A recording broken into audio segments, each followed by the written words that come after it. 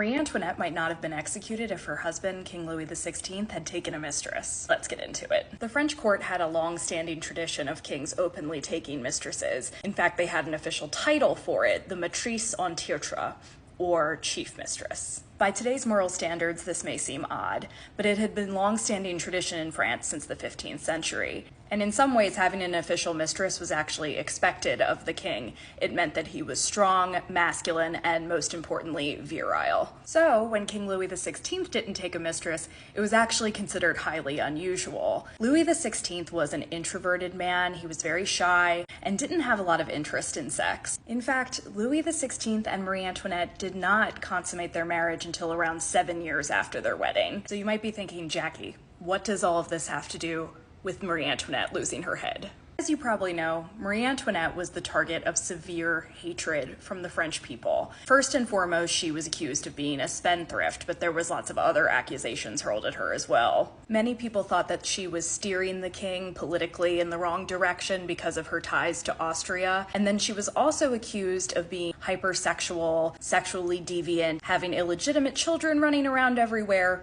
You get the idea. This flavor of venom had historically been reserved for the king's mistresses. Aside from being a kind of love object, the mistress also served a distinct political purpose. Many of the monarchy's past mistresses, like Madame de Pompadour, Madame du Barry, Madame de Montespan, had also been assailed by these criticisms of being hypersexual and free with the crown's money. This relationship was highly beneficial for the king. He got to be celebrated as being masculine and fertile. In contrast, the women got blamed for political decisions that they had little to nothing to do with. Traditionally, the queen stood in stark contrast to the mistress. Her job was to continue the line of succession and be pious and be a good model for the country. Unfortunately for Marie, she did not get this benefit from the French people. Because Louis XVI didn't have a mistress, Marie ended up kind of taking on the role of mistress in the people's consciousness. And that meant bearing the brunt of the criticisms that were usually reserved for the mistress en titre.